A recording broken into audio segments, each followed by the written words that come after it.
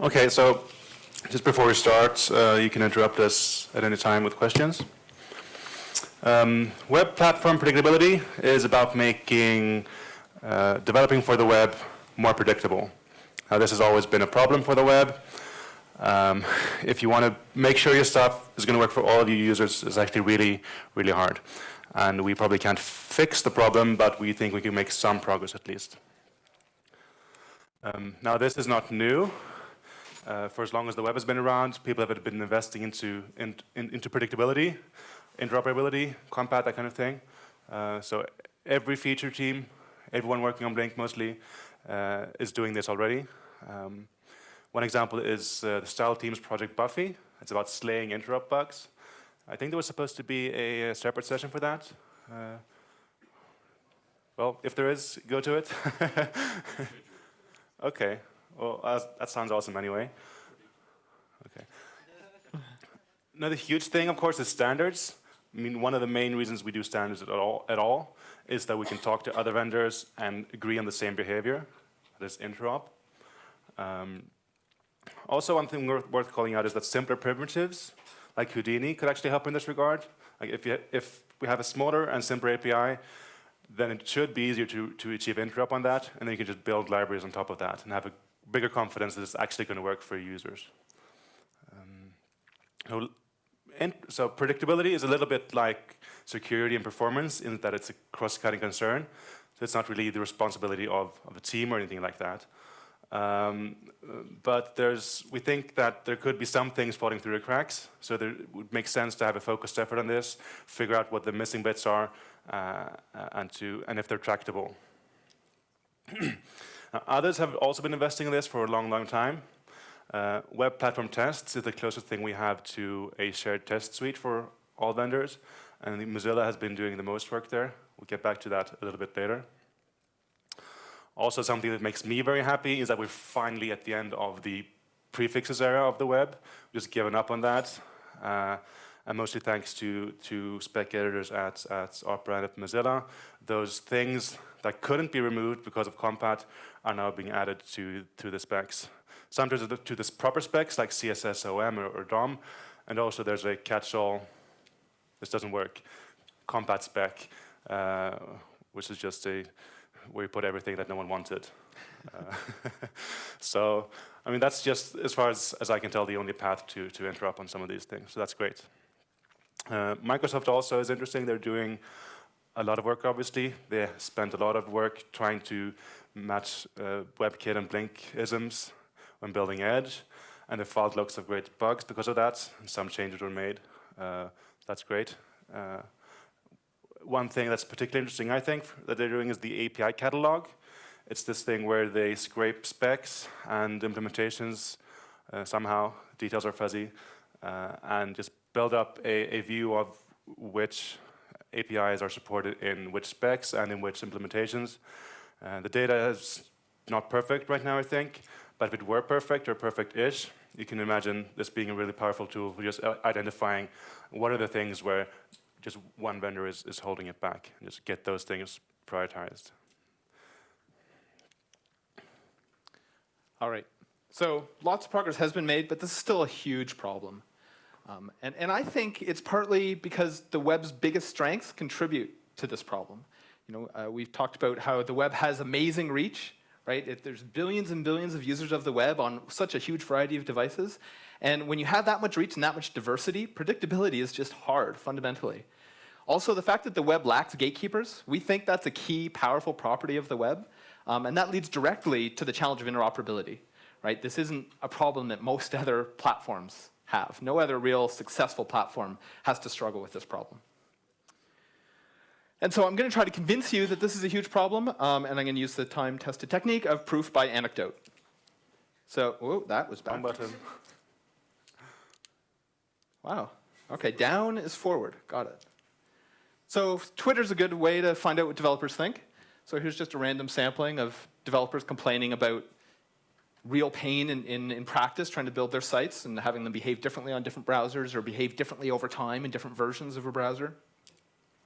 This is one that's near and dear to my heart. I worked on mobile Gmail for a little while, and the mobile Gmail team loved the web. They had this client. It was fast. It used app cache to start up instantly. It ran on iOS, BlackBerry. It ran on all of this wide diversity of devices back in the day before you could write native apps for iOS. And it was great, but we put a lot of effort into trying to make it behave predictably, especially performance predictability, but other aspects as well. And so a little while ago, one of the main tech leads I worked with there went to work on Inbox on iOS.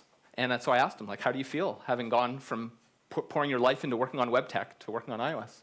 And he told me it's just so nice to feel like I'm not fighting the platform every day anymore. And that just wrenches my heart. We got to fix this. Here's another example. And really, this is a long post, but I think the summary of this is there's like 1,000 things, 1,000 paper cuts that like you go to do something simple, and it's so common that you're trying to do something simple on the web, and it turns out, well, to make it work properly in all cases, you got to do this weird thing and this weird thing and this weird thing. He describes it as he learned early in web development that the web development is really a sandwich of patches that's so thick that it barely holds itself together, even though it's tied with string on its sides. You know, we can do something about this. Just as we were getting these slides ready, I couldn't have asked for better timing. Aaron Hammer wrote a post, the effing open web, very eloquently stated, that basically saying that building for the web sucks because like, you can have a junior engineer build a predictable, simple app for iOS or for Android, but the same engineer is probably going to go crazy if they try to make a predictable app that behaves reliably for the web. And so in practice, for his small business, it's cheaper for him to build 2 native apps than it is for him to build for the web, dramatically so. And therefore, he's building for native, not for the web. And you can disagree with some of the details of this, but the reality is, as long as people are feeling like this in business, it's a big problem for the web.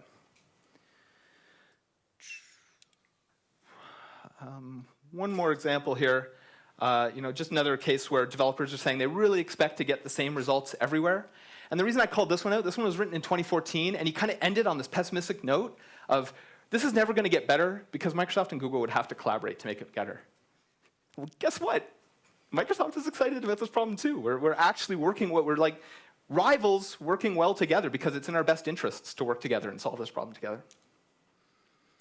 All right, so to me, a big part of the problem, and I mentioned this in the keynote last BlinkOn, is that there can be a disconnect between the way we think of our product. It's natural for us to think in this room, for us to think of ourselves as building a Chromium-based browser. But that's not the way web developers think, right? Web developers are targeting the platform. And it's always been Chrome's mission to make the platform better, to make the web better.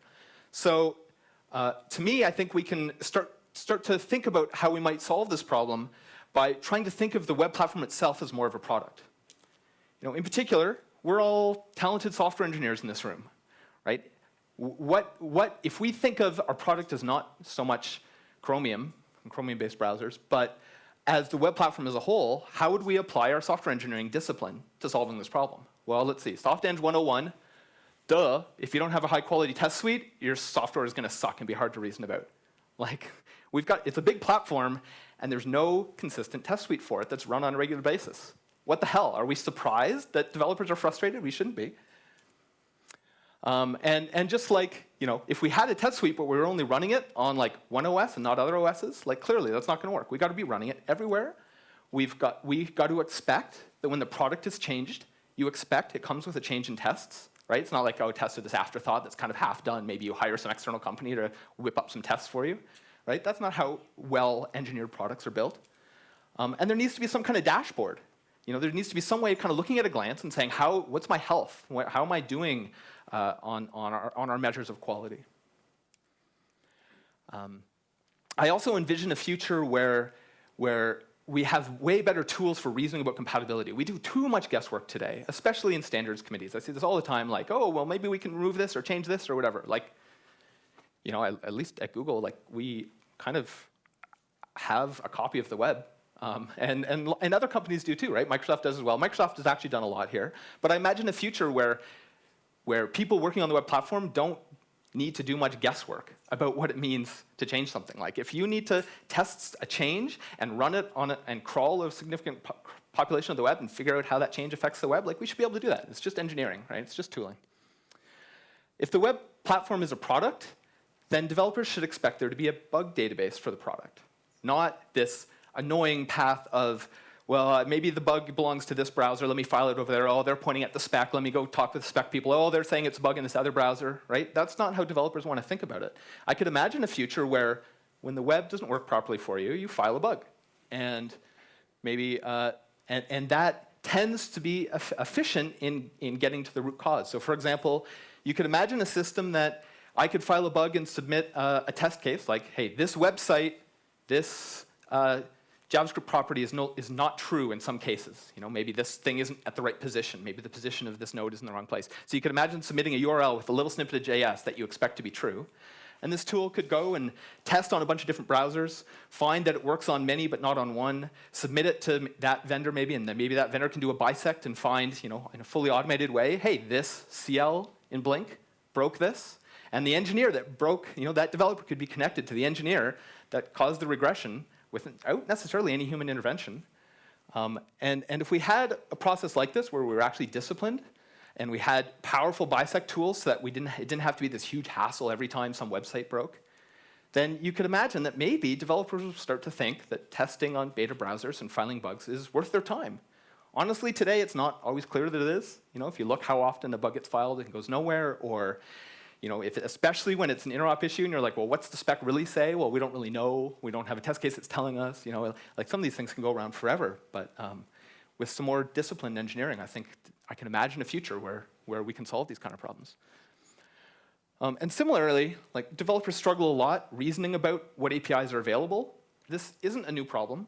You know, I know back in the day when I used to develop for Microsoft products, you know, my IDE would let me select what my target platforms are, and it would give me feedback when I'm trying to use APIs that aren't available on that target platform.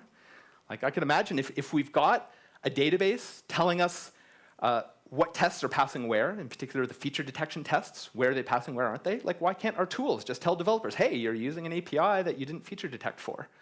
Like, this doesn't need to be such a surprise. Does that sound awesome? Yeah, I think that sounds pretty awesome. But how do we get there? That's challenging, right? So what are some low-hanging fruit? What's some low-hanging fruit? There are lots of plans, lots of things we could do. What are some tractable things we can work on this quarter or next quarter? Let's have a look at what we think could work. So back to web platform tests, our unified test suite for the product. And Mozilla has already been investing in this for a while. Gecko developers right now, when they make a change to Gecko, they can at the same time make a change to web platform tests, land that as one commit, and then that just gets upstreamed to web platform tests automatically. That sounds awesome. Quentin and Tikent, they're working on importing more of the tests into Blink. Of course, we need to do that before we can start changing them. And so that's partly a matter of just importing them, and also a matter of tooling problems. Like they need a special infrastructure to run. And also we have lots of tests that are manual tests that we could automate. So we're looking at that as well. And then the easy upstreaming of changes, I think that's going to be critical.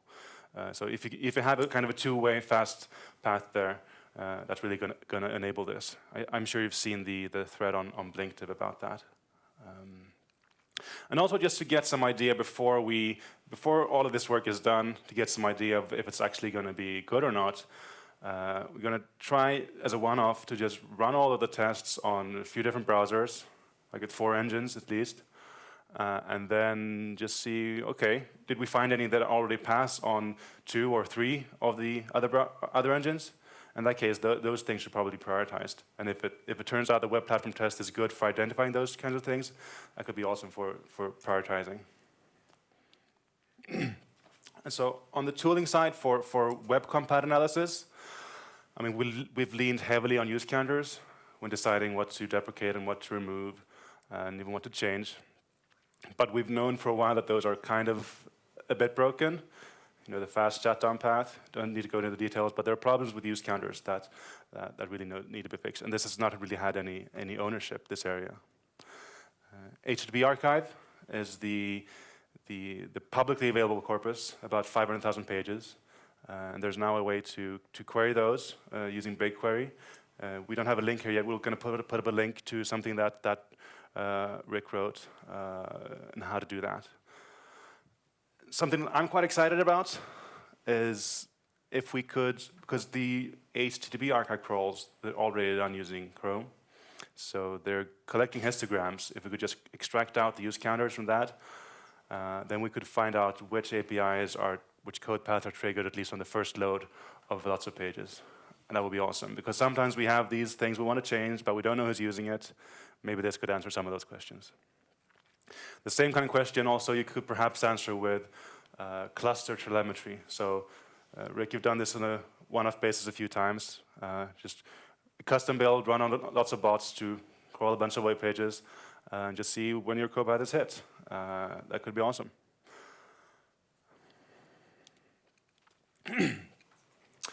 So developing for the web is hard, and the composition problem makes it even harder.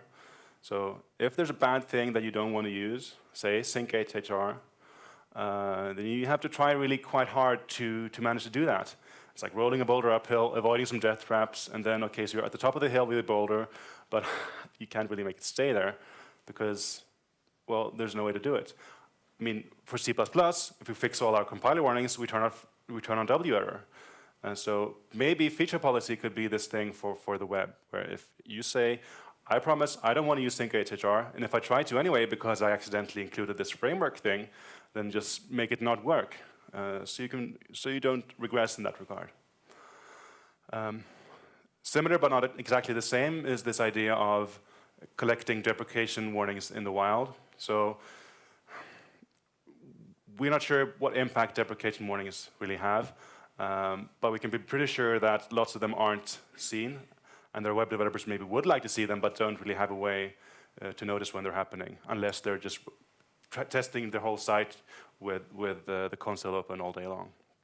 So what if we had an API that could report things that are going to break in the wild, something like CSP report mode, details TBD.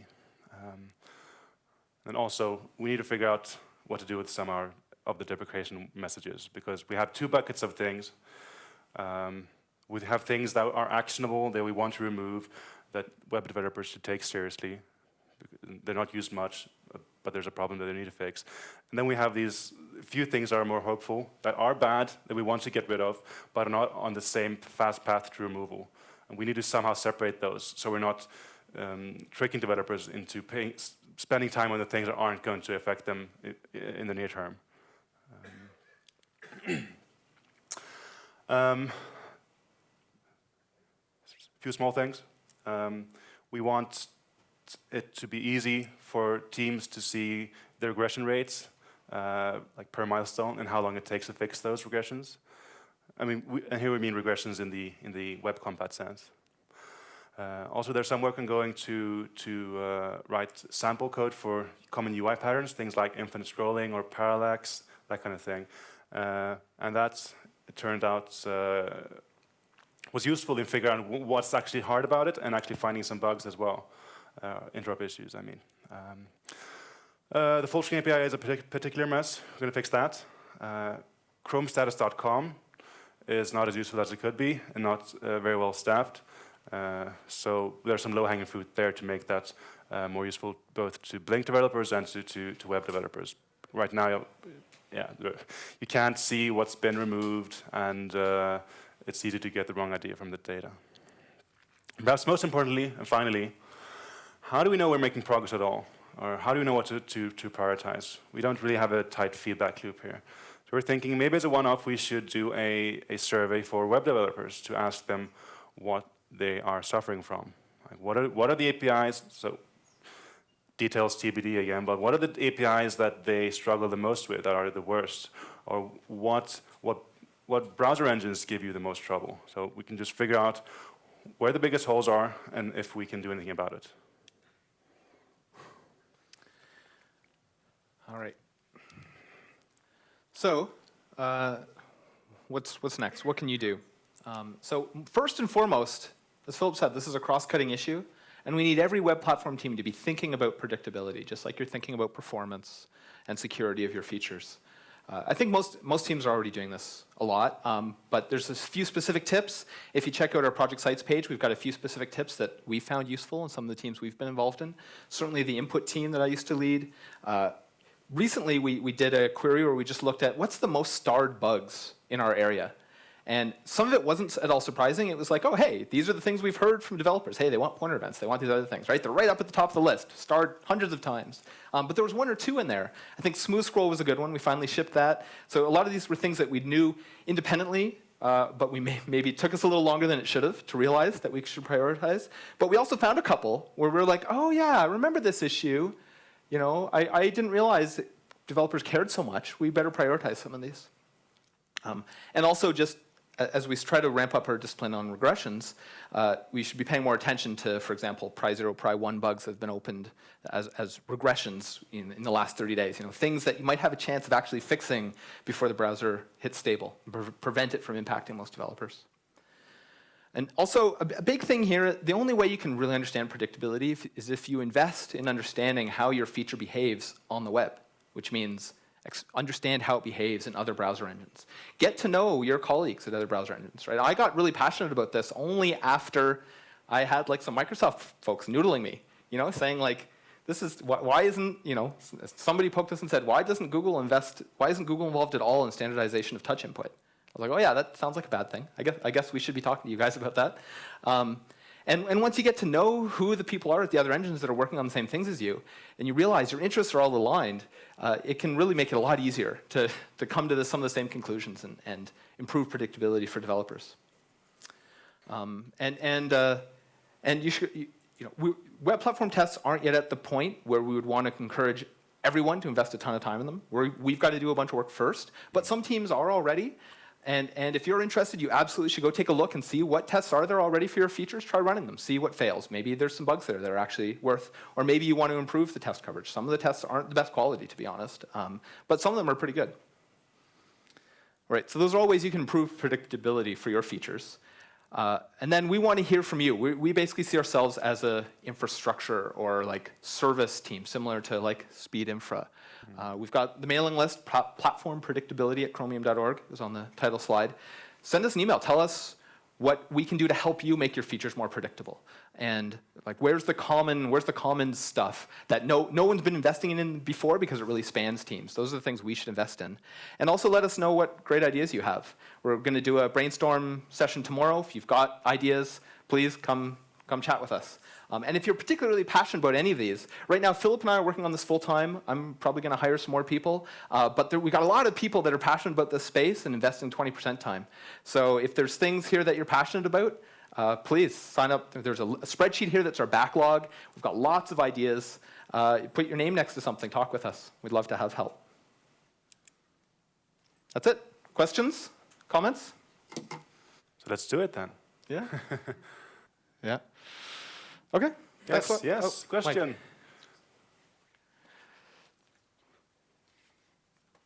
So you talked about a tool where a developer could submit a bug and it could like automatically bisect and send reports to developers. That sounds like the best thing ever. Are we doing that? Well, it's not on our Q3 list. It's definitely on my aspirational list. I think it's on our backlog. We are taking steps in that direction. Absolutely. So for example, the perf team, perf has been doing bisecting for a long time, right? Pretty much the only way, if you've ever been a perf sheriff, the only way to make progress as a perf sheriff is by bisecting and finding out who to blame. Because no one is going to invest their time to understand this regression, because it's hard until they know that there's a finger pointing squarely at them. So you need to bisect not just down to a build, but to a particular CL. And so the perf team has bots for doing this, but they're kind of flaky and hard, and they finally decided enough is enough. It's just infrastructure. Let's just build Chrome at every freaking CL and archive those builds. And then we can bisect very quickly without all the unreliability and waiting involved in creating builds. So perf team is doing that regardless, and we're hopeful that our QA team will start using that as well, so that when you get these etouch.net bugs, they, instead of going to some random person on the list of the changelog, they go to the person that landed the CL. And then we'd like to leverage that as well.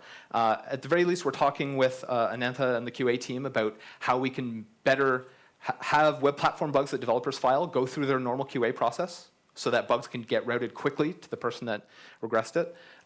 And we've got other ideas of how we can expand this. I'd love for developers, when their site breaks, I'd love for developers to be able to run a bisect themselves. But there's some challenges there. We can't actually release the Chrome builds to the public, so they'd have to be Chromium, so that would be a separate. Anyway, so we're just taking some steps in that direction. No one's seriously talked about a unified bug database. I mean, there is this. There's webcompat.org. There's webcompat.org, but that's a little different. That's more about this site is broken on one browser and not the other. It's similar. Yeah, what they usually do is they try to reach out to the page and tell them, oh, it's broken, and I guess they work around it somehow. Yeah. Another patch on the sandwich. Yeah, but I think there's definitely appetite. You know, talking with Microsoft and Mozilla folks, there's appetite in sharing more data, sharing more resources. It's a really good question. How will we know if we're succeeding? Dimitri asked, how will we know if we're succeeding?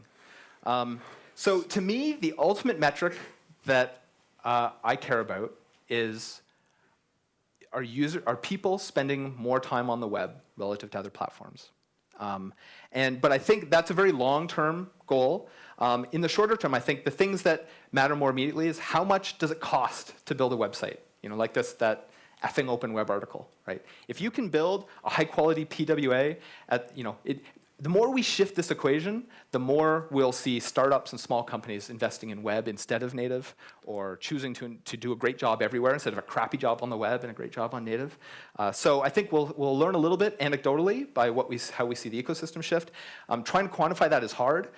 This is why I'm particularly excited about developer surveys. Yeah, if we do that on a recurring basis. Yeah, I would like even then that's going to be kind of saved every year. That's still going to be too slow to really adapt. But yeah, I think there's some objective metrics that would be kind of useful. I mean, I've worked on, I don't want to say more, what's the right? I've worked on more traditional platforms in my past, and developer surveys were actually a huge part of this. Like the number one metric, net satisfaction. How happy are developers with our platform relative to other platforms? So to me, that's a big piece of it. I'm hopeful. But say you take the API catalog. That's pretty easy to measure if you're making progress or not. Mm-hmm. Maybe you can put a number on it. I don't know. Mm-hmm. So there's some room at least. There's some objective metrics that could tell us something interesting. Mm-hmm.